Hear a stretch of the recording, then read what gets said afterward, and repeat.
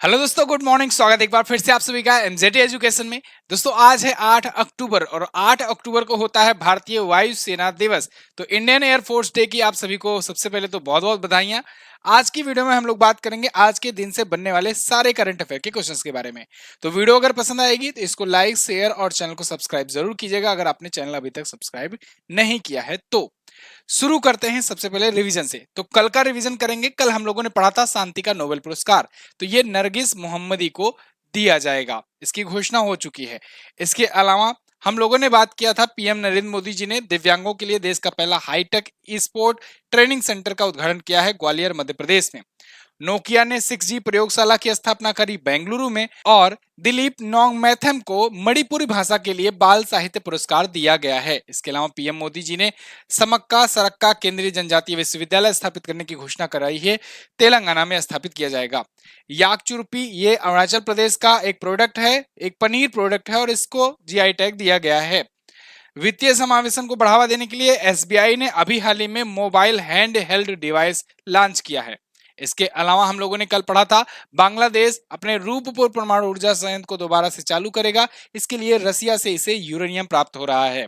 और अभी हाल ही में अमित शाह जी, जो कि केंद्रीय गृह मंत्री हैं और सहकारिता मामलों के मंत्री हैं, इन्होंने नई दिल्ली में आतंकवाद विरोधी सम्मेलन का उद्घाटन किया, जो कि एनआईए के द्वारा आयोजित कराया गया था। अभी हाल ही में जलवायु परिवर्तनों के लिए स्पिनोजा पुरस्कार दिया गया है दोस्तों डॉक्टर जोईता गुप्ता को। और अक्टूबर 2023 में general insurance corporation of India यानी जीआईसी के नए अध्यक्ष और प्रबंध निदेशक बनाए गए हैं दोस्तों। कौन? रामास्वामी एन। ये टॉप 11 करंट अफेयर के क्वेश्चन थे कल की वीडियो से, जिनका आपने किया है फटाफट से क्विकली रिवीजन। अब बात करेंगे आज की करंट अफेयर की, लेकिन उससे पहले मैं बता दूं, एमजेटी ऐप पर ही इसकी डिटेल पीडीएफ और डिटेल क्विज प्रोवाइड की जाती है रोजाना के रोजाना, बिल्कुल फ्री में। आप पीडीएफ डिटेल में यहां से प्राप्त कर सकते हो। एमजेटी ऐप आपको गूगल प्ले स्टोर पर मिल जाएगा। पहला क्वेश्चन आज का, भारतीय वायु सेना दिवस कब मनाया जाता है? तो भारतीय वायु सेना दिवस, इंडियन एयर फोर्स डे जो है, ये ट्रांसलेशन में गलती हो गई है, इसको सेलिब्रेट किया जाता है दोस्तों प्रत्येक वर्ष 8 अक्टूबर को, इंडियन एयरफोर्स डे। हमारे वायुसेना की क्या ताकत है ये दिखाने के लिए दुनिया को, साथ ही साथ वायुसेना का इतिहास जो रहा है, बहुत सारे मौकों पर वायुसेना ने कैसे हमारे देश की रक्षा की है, वायु सैनिक कौन कौन से वीर वायु सैनिक रहे हैं, उनका क्या क्या कंट्रीब्यूशन रहा, ये सब मतलब हम लोग इस दिन याद करते हैं। तो वायुसेना के महत्व के बारे में बताने के लिए ये दिवस मनाया जाता है। दुनिया की आज के टाइम पर तीसरी सबसे मोस्ट पावरफुल एयरफोर्स मानी जाती है, अपनी थर्ड लार्जेस्ट एयरफोर्स है अपनी इंडिया की। 91वां इस बार का इंडियन एयरफोर्स डे है, यानी इस बार हम लोग 51वीं वर्षगांठ मना रहे हैं। एक्चुअली में 8 अक्टूबर के ही दिन 1932 को इंडियन एयरफोर्स की स्थापना की गई थी, इसी वजह से हम लोग एयरफोर्स डे 8 अक्टूबर को मनाते हैं। इस बार 91वां संस्करण है। थीम क्या है? Indian air force air power beyond boundaries, ये है इस बार की थीम, याद रखना। इसका मोटो बहुत पूछा जाता है। मोटो है यानी आदर्श वाक्य है, नभः स्पृशम दीप्तम, touch the sky with glory, ये ध्यान रखना। एयर मार्शल विवेक राम चौधरी जी इसके अध्यक्ष हैं वायुसेना के। अच्छा, ये तो हुआ वायुसेना दिवस। अगर आपसे नेवी डे पूछा जाए तो आप क्या बताओगे? नेवी डे आप बताओगे 4 दिसंबर को। अगर आपसे इंडियन आर्मी डे पूछा जाए तब आप क्या बताओगे? आर्मी डे मनाया जाता है 15 जनवरी को। ये तीनों ही दिवस याद रखना। आगे बढ़ते हैं।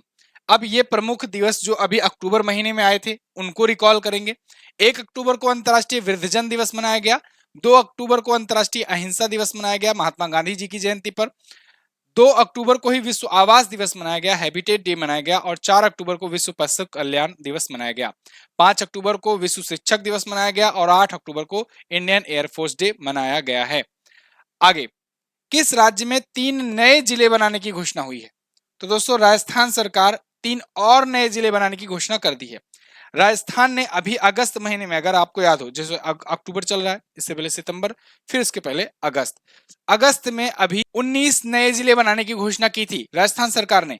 अभी 3 और नए जिले बनाने की घोषणा कर रहे हैं। ये ऐसा क्यों हुआ, ऐसा क्यों करना पड़ा? जब ये 19 जिले बनाए उसके बाद कुछ और लोगों की मांग आने लगी, डिमांड आने लगी कि भाई अब बदल ही रहे हो तो हमारा भी एक जिला जो है ये भी बना दो। जिलों को बनाने की जरूरत क्यों पड़ती है?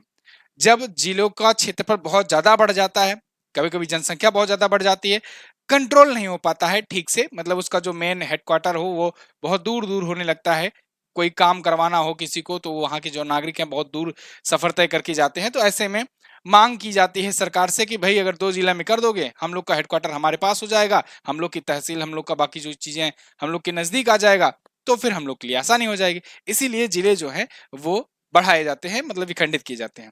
कुछ राजनीतिक फायदा भी होता है इसका। तो फिलहाल 19 जिले बनाए गए थे, 3 और जिले बनाए गए। जब 19 बने थे तब मैंने आपको बताया था कि इसकी संख्या 50 हो गई है। अब यहाँ 3 और बन गए हैं तो इसकी अब संख्या हो गई है 53।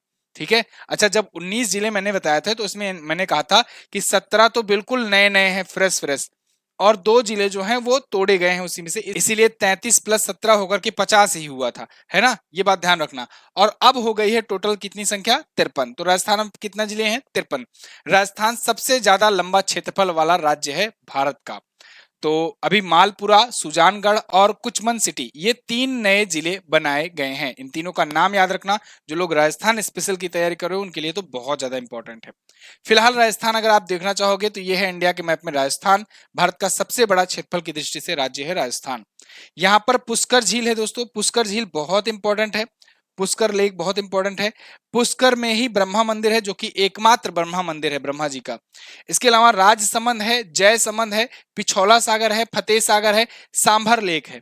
सांभर लेक सबसे ज्यादा लवणता के मामले में खारी झील है। ठीक है, लवणता के मामले में सबसे खारी झील है सांभर झील राजस्थान की, और खारे पानी की सबसे बड़ी झील है चिल्का झील, जो कि first Ramsar site of India है, जो कि कहां पर है, उड़ीसा में है, यहां पर है। ठीक है, इसके अलावा सरिस्का नेशनल पार्क है, रणथंभौर राष्ट्रीय उद्यान है, केवड़ा देव घाना पक्षी विहार है।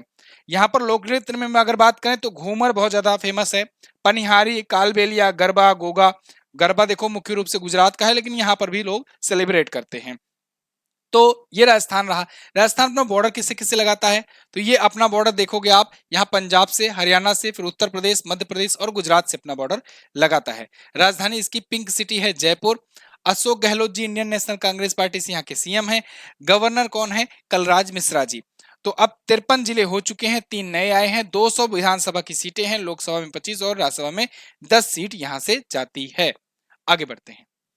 किस देश को एआईबीडी का नया अध्यक्ष चुना गया है, तो दोस्तों एआईबीडी का नया अध्यक्ष एक बार फिर से भारत को चुना गया है।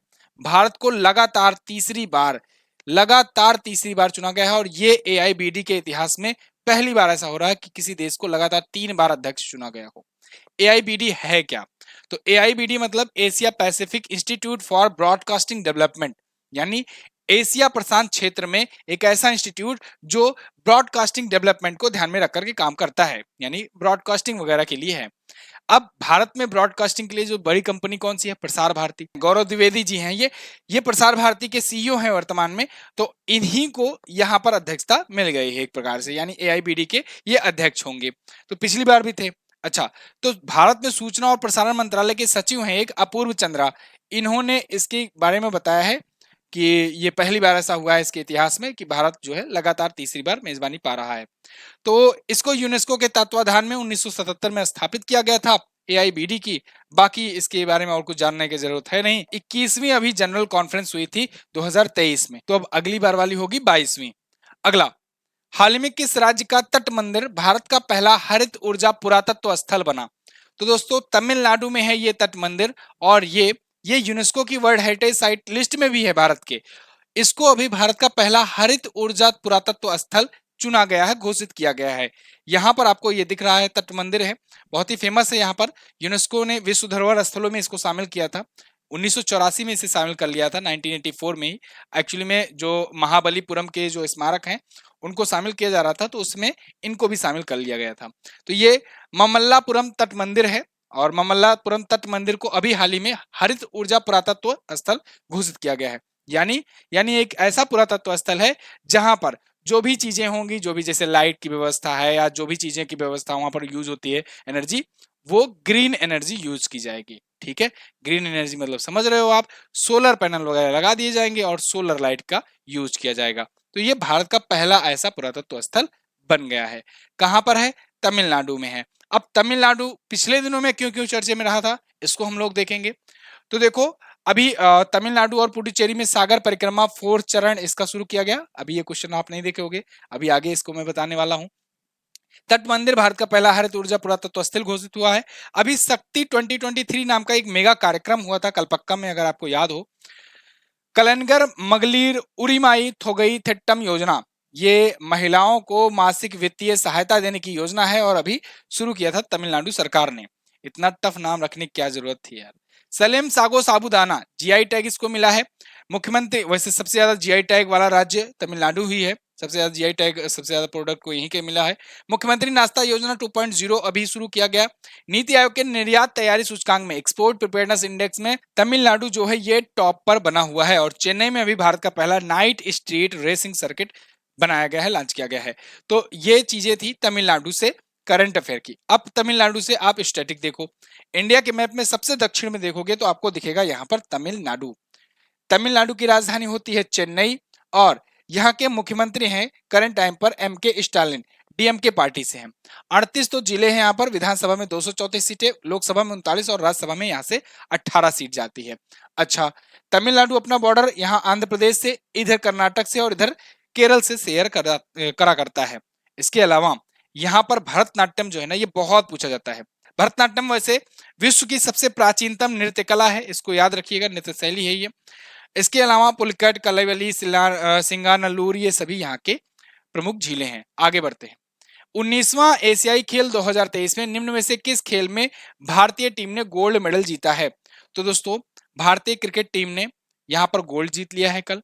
इसके अलावा महिला कबड्डी टीम ने भी गोल्ड जीत लिया, पुरुष हॉकी टीम ने भी जीत लिया है गोल्ड मेडल एशियाई खेल 2023 में। तो उपरोक्त सभी ऑप्शन तो यहाँ पर लगा दोगे आप करेक्ट। देखो, यहाँ पर क्वेश्चन मैंने लिया है पुरुष क्रिकेट टीम की वजह से, और इन दोनों को भी आप साथ साथ में जानते चलो कि यहाँ पर विमेंस कबड्डी में भी आ गया है गोल्ड और मेंस हॉकी में भी गोल्ड आया हुआ है। वैसे मेंस क्रिकेट के अलावा विमेंस क्रिकेट ने भी, भारत की ही विमेन क्रिकेट टीम ने भी गोल्ड जीता हुआ है, तो दोनों ही आया है। एशियन गेम्स में अब तक का हम लोग ना ऐतिहासिक प्रदर्शन किए हुए हैं। भारतीय खिलाड़ी जितने भी हैं, समझो उनके लिए बहुत खुशी का पल रहा कल।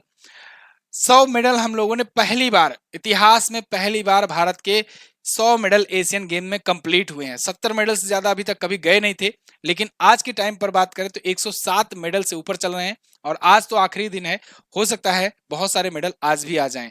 फिलहाल हम लोग चौथे पोजीशन पर बने हुए हैं क्योंकि गैपिंग बहुत ज्यादा है। नीचे वाले भी पीछे नहीं कर पाएंगे हम लोग को और ऊपर वालों को हम लोग पीछे नहीं कर पाएंगे, तो हम लोग चौथे ही स्थान पर बने रहेंगे पॉइंट टेबल में हालांकि। लेकिन बहुत अच्छा प्रदर्शन रहा, मतलब उम्मीद से ज्यादा प्रदर्शन, बहुत अच्छा प्रदर्शन रहा। यहाँ पर मैं मेडल टेबल को भी दिखा देता हूँ आज के टाइम पर। देखो, ये फाइनल टेबल नहीं है, अभी आज भी मैचेस होंगे, बहुत सारे टीमों के बहुत सारे इवेंट्स के फाइनल बचे हुए हैं, तो आज भी इसमें सुधार देखने को मिलेगा। लेकिन अभी के टाइम पर चाइना टॉप पर है, ये टॉप पर रहेगा ही। ये देखो, रैंकिंग यही रहने वाली है, रैंकिंग में बहुत कम चांसेस है पीछे हो जाए, क्योंकि उज्बेकिस्तान एक ही साथ 6 गोल्ड थोड़ी ना जीतेगा। तो फिलहाल यहाँ चाइना टॉप पर, जापान दूसरे पर, तीसरे पर साउथ कोरिया है और इंडिया है चौथे पर। इंडिया के ही मेडल से हम लोग को मतलब है। इंडिया ने 28 गोल्ड जीत लिए हैं, यह भी एक ऐतिहासिक है। इसके अलावा 107 मेडल टोटल जीत चुके हैं, 38 सिल्वर और 41 ब्रॉन्ज के साथ। आज तक का सबसे बेस्ट प्रदर्शन रहा। फिलहाल मैं बात कर रहा था यहाँ क्रिकेट टीम की, तो इंडिया और अफगानिस्तान, ये दोनों टीमें फाइनल में पहुंची थी। अफगानिस्तान की टीम खेलती है, लेकिन उसके बाद बारिश होने लगती है तो मैच रद्द करना पड़ता है। और एशियन गेम का मतलब नियम वहां पर बनाया गया था कि ऐसा नहीं है कि इसमें फिर से रिजर्व डे रखा गया है, ऐसा कुछ नहीं है। इसमें रैंकिंग वगैरह देख करके दे दिया जाता है मेडल। तो रैंकिंग पॉइंट टेबल में अच्छी पोजीशन पे था भारत, इसलिए भारत को गोल्ड दे दिया गया, अफगानिस्तान को यहाँ पर सिल्वर दे दिया गया। तो मैच रद्द हो गया फाइनल, लेकिन गोल्ड जीता है भारत। ठीक है, ये बात ध्यान रखना। चलिए, ऋतुराज गायकवाड़ ये भारतीय क्रिकेट टीम के ये कैप्टन थे। अच्छा, एक चीज और, मेन वाली टीम भारत की नहीं गई थी यहाँ पर, ठीक है। जो बी टीम है इंडिया की, या कहें इंडिया ए टीम जिसे कहते हैं हम लोग, तो वो गई थी। जो मेन वाली है वो वाली नहीं गई थी, वो वर्ल्ड कप की प्रिपरेशन कर रही है और आज उसका मैच है ऑस्ट्रेलिया के साथ वर्ल्ड कप में। आगे बढ़ते हैं।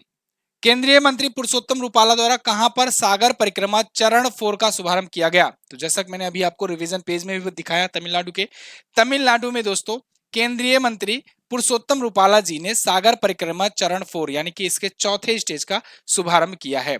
यह सागर परिक्रमा होता क्या है? एक्चुअली में सागर परिक्रमा के तहत जितने भी तटीय एरिया हैं, उन तटीय एरिया में जा जाकर परिक्रमा की जाती है। मछुआरों को क्या दिक्कत आ रही है, मछुआरों को की सिक्योरिटी कैसे सुनिश्चित की जाए, उनकी प्रॉब्लम्स क्या है, ये सब सुनने के लिए ये किया जाता है। तो यहाँ पर देखो, देश के संपूर्ण तटीय क्षेत्र में मछुआरा समुदाय तक पहुंचना ही इसका मकसद है। और ये तमिलनाडु के रामनाड जिले की थोड़ी से शुरू हुआ है और ये तमिलनाडु और पुडुचेरी में शुरू किया गया, मतलब वहां से शुरू किया गया है। केंद्रीय मत्स्य पालन, पशुपालन और डेयरी मंत्री हैं पुरुषोत्तम रूपाला जी, उन्होंने इसका उद्घाटन किया है।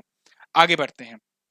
सितंबर की ई बुक आ चुकी है और भी बहुत सारे मंथ की ई बुक अवेलेबल है ऑलरेडी, आप जाकर के इसको ले सकते हो, आप तैयारी कर सकते हो। और आपके जो एग्जाम्स लगे हैं, स्टैटिक जीके की भी ई बुक्स अवेलेबल हैं, आप जाकर के एमजेटी ऐप पर देखो, वहां पर स्टैटिक जीके की भी ई बुक है। आप अगर लेना चाहो स्टैटिक जीके तो आप वो भी ले सकते हो, ठीक है ना। चलो, हिंदी और इंग्लिश दोनों लैंग्वेज में है। अगला, हाल ही में किसने महिला उद्यमिता प्लेटफॉर्म WEP का शुभारंभ किया? तो दोस्तों, अभी नीति आयोग के द्वारा महिला उद्यमिता प्लेटफॉर्म यानी विमेन एंटरप्रेन्योरशिप प्लेटफॉर्म का उद्घाटन किया गया है। यहां पर देखिए, आर्टिकल है आपके सामने, women entrepreneurship platform NITI Aayog state workshop on women. ये एक वर्कशॉप टाइप का था और इसका आयोजन गोवा में किया गया। गोवा इंपॉर्टेंट है, याद रखना, गोवा के CSIR national institute of oceanography में ऑडिटोरियम में ये आयोजन किया गया। यहाँ पर गोवा के मुख्यमंत्री भी आए थे। उन्होंने कहा कि गोवा का जो विजन है, गोवा का कैसे डेवलपमेंट किया जाए, तो इसके लिए गोवा राज्य विजन 2047 जो है वो हम लोग नीति आयोग की सलाह पर, नीति आयोग के साथ मिल करके लॉन्च करेंगे आने वाले दिनों में। तो गोवा विजन भी लॉन्च होने वाला है। तो गोवा में ये फिलहाल आयोजित किया गया, वहां के सीएम भी वहां पर थे, मौजूद थे। नीति आयोग के बारे में बात करें तो इसके इनके CEO भी यहाँ पर थे, BVR सुब्रमण्यम जी। नीति आयोग के अध्यक्ष कौन है? प्रधानमंत्री नरेंद्र मोदी जी। उपाध्यक्ष कौन है? उपाध्यक्ष यहाँ पे हैं सुमन के बेरी जी। क्लियर। स्थापना नीति आयोग की हुई थी 1 जनवरी 2015 को, योजना आयोग को खत्म करके नीति आयोग बनाया गया था। अगला, हाल ही में केंद्र सरकार ने किस पार्टी पर प्रतिबंध लगाया? तो दोस्तों, केंद्र सरकार ने ना अभी हाल ही में Jammu Kashmir democratic freedom party पर प्रतिबंध लगा दिया है। एक्चुअली में पहले क्या होता था ना, जो आतंकवादी लोग होते थे, वो लोग संगठन का नाम रखते थे, लश्कर ए तैयबा, हिजबुल मुजाहिदीन, तालिबान, इस टाइप के। लेकिन अब ये लोग ना थोड़ा सा स्मार्ट हो गए हैं। ये लोग ऐसे ऐसे नाम रखते हैं जैसे लगेगा कि ये पैट्रियोटिक है, जैसे लगेगा कि ये बहुत अच्छा नाम है, लेकिन काम वही वाला करेंगे। देखो, इसका नाम Jammu Kashmir democratic freedom party, ऐसा लग रहा है जैसे कि ये जम्मू कश्मीर के लिए डेमोक्रेसी वहां पर लाने के लिए ये लोग लड़ते हों और इसके लिए बहुत ही अच्छी पार्टी हो। लेकिन ये करते क्या थे? ये भारत विरोधी वहां पर एजेंडा चलाते थे। पाकिस्तानी का सपोर्ट यहाँ पर मिलता था इनको, पाकिस्तानियों के बहुत सारे लिंक पाए गए इनके, तो इनको बैन कर दिया गया है। इनको बैन कर दिया गया है, गैर कानूनी गतिविधि रोकथाम अधिनियम के तहत इनको प्रतिबंधित कर दिया गया है, इनकी पार्टी को। तो ये पार्टी जम्मू कश्मीर में एक्टिव थी, इसको शॉर्ट फॉर्म में JKDFP पार्टी कहते हैं। 5 साल के लिए इसको बैन किया गया है। अच्छा, इससे पहले अगर आपको याद हो तो PFI पर भी बैन लगाया गया था। फिलहाल यहाँ पर शब्बीर अहमद शाह ने इसको स्थापित किया था, कब? 1998 में ये पार्टी बनाई थी और ये 5 साल के लिए गई। अच्छा, जब भी पार्टी की बात आती है तो आपको याद रखना चाहिए भारत में कितनी नेशनल पार्टी हैं, यानी जिनको राष्ट्रीय पार्टी का दर्जा प्राप्त है। तो भारत में आज के टाइम पर 6 पार्टियां ऐसी हैं जिनको राष्ट्रीय पार्टी का दर्जा प्राप्त है चुनाव आयोग के द्वारा, यानी यही केवल नेशनल पार्टीज हैं, बाकी रीजनल पार्टीज हैं। तो देखो, आम आदमी पार्टी को दर्जा अभी मिला है रिसेंटली, मैंने आपको बताया था 3 पार्टियों को हटाया गया और 2 पार्टियों को ऐड किया गया था। तो आम आदमी पार्टी को मिला है। एक्चुअली में इसको क्या होता है ना कि 2 से अधिक राज्यों में 6% से ज्यादा वोट पाने होते हैं और इस पर मैंने आपको एक वीडियो बनाई हुई है, अगर आप देखना चाहोगे तो सर्च करिएगा national party of India MJT education लिख करके, आपको पूरा प्रोसेस बताया गया है उसमें कि कैसे पार्टियों का दर्जा मिलता है। ठीक है। बहुजन समाजवादी पार्टी यानी BSP है। इसके अलावा भारतीय जनता पार्टी BJP है। इसके अलावा communist party of India Marxist वाली है, ये भी है national party. Indian national Congress या कांग्रेस पार्टी जिसे कहते हैं हम लोग, वो भी है। नेशनल पीपुल्स पार्टी NPP ये भी है। तो ये 6 पार्टियां हैं जिसमें नई कौन कौन शामिल हुई है? एनपीपी और आम आदमी पार्टी नई शामिल हुई है अभी। अब चुनाव आयोग आया ही है, इलेक्शन कमीशन ऑफ इंडिया आया ही है, तो इसके बारे में थोड़ा सा और जानते चलो। देखो, अनुच्छेद 324 में कहा गया है कि भारत का एक चुनाव आयोग होगा और वो पूरा स्वतंत्र स्वायत्त संस्था होगी, उस पर किसी का कोई दबाव नहीं होगा। चलो मुझे कमेंट करके बताओ ये भारत के संविधान के किस भाग में पड़ता है। अनुच्छेद बता दिए हैं, भाग आपको गेस करना है। यहां पर देखो, भारत का जो चुनाव आयोग है ना, इसके एक होते हैं चीफ इलेक्शन कमिश्नर और दो इसकी सहायता के लिए इलेक्शन कमिश्नर होते हैं, चुनाव आयुक्त होते हैं। चीफ इलेक्शन कमिश्नर है राजीव कुमार जी, वर्तमान में कौन है? राजीव कुमार जी हैं। इसके अलावा इलेक्शन कमिश्नर में एक तो है दोस्तों अनूप चंद्र पांडे, अनूप चंद्र पांडे जी, और एक है दोस्तों अरुण गोयल, गोयल जिनकी नियुक्ति को लेकर के हुआ था बवाल, ठीक है ना। तो इन तीनों का नाम आपको याद रखना है। वैसे अभी चुनाव आयोग ने 2024 के चुनाव के लिए सचिन तेंदुलकर को नेशनल आइकॉन बनाया है अपना, ठीक है, तो ये भी ध्यान रखना। वैसे ग्लोबल एम्बेसडर भी हैं सचिन तेंदुलकर आईसीसी के, विश्व कप के। किस राज्य के सीएम ने भारत की सबसे बड़ी पंप भंडारण परियोजना की आधारशिला रखी? भारत की सबसे बड़ी पंप भंडारण परियोजना, इसको अभी हाल ही में मध्य प्रदेश ने शुरू किया है, मतलब आधारशिला रखी है, यानी अभी इस पर काम शुरू होगा। तो मध्य प्रदेश के जो सीएम हैं शिवराज सिंह चौहान जी, मामा जी, तो इन्होंने इसकी आधारशिला रखी है। तो अब इस पर काम होगा और आगे चल करके ये भारत की पहली ऐसी पंप भंडारण परियोजना होगी। तो ये खेमला ब्लॉक नीमच जिला मध्य प्रदेश में स्थापित किया जाएगा। 1440 मेगावाट की इसकी क्षमता होगी। अच्छा, अब क्षमता जो होगी ये 6 घंटे के स्टोरेज के साथ साथ 1920 मेगावाट तक इसको बढ़ाया भी जाएगा। मतलब अभी था ये और इसको अभी और आगे बढ़ाया जाएगा, इस पर और अच्छे से इस परियोजना पर काम किया जा रहा है। तो मध्य प्रदेश है ये, मध्य प्रदेश के बारे में भी हम लोग रिवीजन करेंगे। मध्य प्रदेश अगर आपको याद हो तो अभी पीएम मोदी जी ने जाकर ग्वालियर में दिव्यांगों के लिए देश का पहला हाईटेक स्पोर्ट ट्रेनिंग सेंटर स्थापित किया, अटल बिहारी वाजपेयी जी के नाम पर रखा गया है। महिलाओं को नौकरियों में 35% आरक्षण देंगे। मुख्यमंत्री लाडली बहना आवास योजना शुरू किए हैं और लाडली बहना योजना शुरू किए हैं। उज्जैन में देश का पहला यूनिटी मॉल स्थापित किया गया है। सांची जो है भारत की फर्स्ट सोलर सिटी है। तीर्थ दर्शन योजना ये शुरू किया गया मध्य प्रदेश गवर्नमेंट के द्वारा। 5वां खेलो इंडिया यूथ यहाँ पर शुरू हुआ और मध्य प्रदेश मॉब लिंचिंग पीड़ित मुआवजा योजना भी यहाँ पर शुरू की गई। ये मध्य प्रदेश है, कल इसके बारे में बात किए थे, तो हम लोग आगे बढ़ेंगे आज। हाल ही में रिलायंस के जियो मार्ट ने किसे अपना ब्रांड एम्बेसडर बनाया? तो रिलायंस जियो मार्ट ने अभी दोस्तों महेंद्र सिंह धोनी को, एमएस धोनी को अपना नया ब्रांड एम्बेसडर बनाया है। एक्चुअली में ना एक फेस्टिवल आ रहा है, कौन सा फेस्टिवल? ग्रेट इंडियन फेस्टिवल, और एक और है बिग बिलियन डेज। उसी में जियो मार्ट काहे पीछे रहेगा? इसने कहा हम भी एक फेस्टिवल कोई लॉन्च करेंगे, भी इनका नाम नहीं पता है कौन सा लॉन्च किए हैं, ये भी लॉन्च किए हैं। ये सब बेवकूफ बनाने का तरीका है और कुछ नहीं। आप अगर आप में से कोई भी अगर लेने जा रहे हो कुछ चीजें, जैसे मोबाइल या फिर कोई गैजेट लेने जा रहे हो इस फेस्टिवल सीजन में, तो मैं आपसे यही कहूंगा एक बार जाकर के प्राइस उसकी ओरिजिनल वेबसाइट पर चेक कर लीजिए, या अभी जो शो हो रहा है वैसे तो अब तो आज से ही शुरू हो गया होगा, तो ओरिजिनल वेबसाइट पर जरूर चेक कर लीजिएगा। उसके बाद रिव्यू रेटिंग देख करके ही तभी ऑर्डर करें। कोशिश करें ना ही करें तो बेहतर होगा, क्योंकि इसमें पुराना माल भी ये लोग निकाल देते हैं और उसके बाद फिर रिटर्न करने पर सुनवाई नहीं होती है, क्योंकि वो लोग साफ साफ उधर से कहेंगे मेल करके कि आपने उस ऑफर पीरियड के दौरान लिया था प्रोडक्ट, इसीलिए आपका ये वापस नहीं होगा। वापस अगर होगा तो आपको इस वाले रेंज में, इस वाले प्राइस में लेना पड़ेगा, तो आप फंस जाओगे। इसीलिए कोशिश ये करना रिव्यू रेटिंग अच्छे से देख करके तभी ऑर्डर करना, अगर ना मन हो तो मत करना, वो ज्यादा सही रहेगा। फिलहाल यहाँ पर ये बातें रही, एक्स्ट्रा बातें थी। जियो मार्ट जो है ये रिलायंस रिटेल का ही एक प्रोडक्ट है। जियो मार्ट आप जानते हो, जियो उत्सव शुरू किया है। हाँ, ये जियो उत्सव शुरू किए हैं, इनका जियो उत्सव चल रहा है।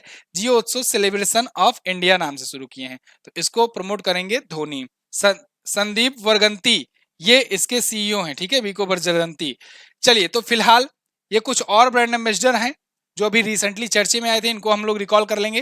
देखो, अभी कुछ दिन पहले ही जडेजा को बनाया गया था हिसेंस का। ये क्वेश्चन मैंने नहीं लिया था लेकिन बाद में हटा दिया था, आप लोग को पता नहीं लग पाया, क्योंकि मैं नहीं चाहता हूं कि जो इंपॉर्टेंट ना हो वो भी आपसे लिया जाए। तो मैं जानता था कि इसको लिस्ट में ही कर देंगे, वहां से भी अगर आपको पढ़ना होगा तो पढ़ लेना, वैसे इंपॉर्टेंट नहीं है, ठीक है। जो जो इंपॉर्टेंट है मैं यहाँ पर बता दूंगा, वही वही पूछा जाएगा। इन्फोसिस वाला पूछा जा सकता है, राफेल नडाल और रीगा स्वेतक को इन्होंने बनाया है। आईसीसी विश्व कप वाला पूछा जा सकता है, शाहरुख खान को बनाया गया है एप्सॉन इंडिया के रश्मिका मंदाना। केवल 2 इंपॉर्टेंट है बस, ठीक है। ये जियो मार्ट वाला भी मत याद करना। तो ये तो थे टॉप 10 करंट अफेयर के क्वेश्चंस। देखो व्हाट्सएप चैनल ना ज्वाइन करो इसको। व्हाट्सएप चैनल पर बहुत सारे अच्छे अच्छे फीचर्स आने वाले हैं। मेरी उनसे बात हुई है मार्क जुकरबर्ग से, तो वो कहे हैं कि लाएंगे, जल्दी लाएंगे बढ़िया बढ़िया फीचर। अभी केवल इमेज यहाँ पर आने का है ऑप्शन, तो इमेज है तो फिर मैं डेली वन लाइनर भेज दिया करता हूँ, आप लोग रिवाइज कर लिया करोगे यहाँ से, ठीक है। आने वाले समय में अगर पीडीएफ को ऑप्शन दे देते हैं भैया, तो पीडीएफ भी भेज दिया जाया करेगा। व्हाट्सएप चैनल जो है बहुत इजी टू यूज है, आप इसको ज्वाइन कर सकते हो, लिंक डिस्क्रिप्शन में आपको मिल जाएगा। एमजेटी एजुकेशन के नाम से चैनल है। जिनके में अभी नहीं फीचर आया है कुछ लोगों में, तो वो अपडेट करते रहें, समय के साथ धीरे धीरे आ जाएगा उनके में भी। वैसे बहुत सारी चीजें जो दिन भर में जो घटनाएं होती हैं मैं यहाँ पर भेजता रहता हूँ। आपको नोटिफिकेशन हो, कोई चीज अनाउंस करनी हो, कोई चीज बतानी हो, तो यहाँ पर मैं भेज देता हूँ, मेरे लिए भी आसान पड़ता है। तो फिलहाल ज्वाइन कर सकते हो। और अभी के लिए पीडीएफ आपको टेलीग्राम से डाउनलोड करना है। पीडीएफ आपको पुरानी वाली भी सब यहीं पर मिल जाएंगी, इसको जाकर के डाउनलोड कीजिए। कल मैंने आपसे क्वेश्चन पूछा था कि अभी किस क्रिकेटर ने एक वर्ल्ड कप में सबसे ज्यादा रन बनाने का रिकॉर्ड बनाया है, तो सचिन तेंदुलकर ने बनाया है। 10% ईडब्ल्यूएस आरक्षण संबंधी प्रावधान जो है ये कौन से वे में है, तो 103वें संविधान संशोधन में है। आज आपको क्या बताना है कि मध्य प्रदेश में खोले गए देश के पहले हाईटेक स्पोर्ट ट्रेनिंग सेंटर का नाम किसके नाम पर है। युवा साहित्य पुरस्कार के मणिपुर भाषा का साहित्य अकादमी पुरस्कार किसे दिया गया है। दोनों ही क्वेश्चन कल के वीडियो से है। अगर आपने कल की वीडियो देखी होगी तो जरूर आंसर कर पाओगे। कल थोड़ा सा माइक लगाना भूल गए थे, हो जाता है कभी कभी। पूरी वीडियो रिकॉर्ड कर लिए, माइक यहाँ पर लगाना भूल गए थे, इधर पूरा लगा करके बढ़िया से रिकॉर्ड कर लिए। जब एडिट करने बैठे तो पता लगा कि भाई माइक तो लगाना ही भूल गए थे वहां लैपटॉप में, तो इसलिए रिकॉर्ड नहीं हो पाया। और रात देर हो चुकी थी, काफी ज्यादा समय हो चुका था अपलोड करने का, तो मैंने कहा दोबारा रिकॉर्ड करने का मन भी नहीं है, अपलोड करते हैं। तो कल की वीडियो में आवाज थोड़ा सा गड़बड़ आई थी, मतलब गड़बड़ क्या, वो उधर लैपटॉप अपना माइक ले लिया था। तो फिलहाल ये बातें थी, आज की ऑडियो ठीक गई होगी। तो मैं मिलता हूँ आपसे कल की वीडियो में, तब तक खुश रहिए, मुस्कुराते रहिए। पसंद आई हो तो आप वीडियो को लाइक कर दीजिएगा। चैनल पर अगर नए आए हो तो ऐसे ही और दमदार कंटेंट के लिए चैनल को सब्सक्राइब कर लो। गांधी युग पर पार्ट 2 आ गया है वीडियो। इजराइल वाला मामला क्या है, इस पर भी मैंने कल रात में देर रात में वीडियो अपलोड की है, उसको भी देख लेना। इजराइल वाला जो बवाल चल रहा है वो समझ में आ जाएगा। और कोई सजेशन है आपका, और कोई वीडियो चाहिए किसी टॉपिक पर, तो कमेंट बॉक्स में बता दिया कीजिए, मैं उस पर कोशिश करूंगा बनाने की। थैंक यू सो मच, मिलेंगे अगली वीडियो में, तब तक के लिए नमस्कार, जय हिंद, वंदे मातरम।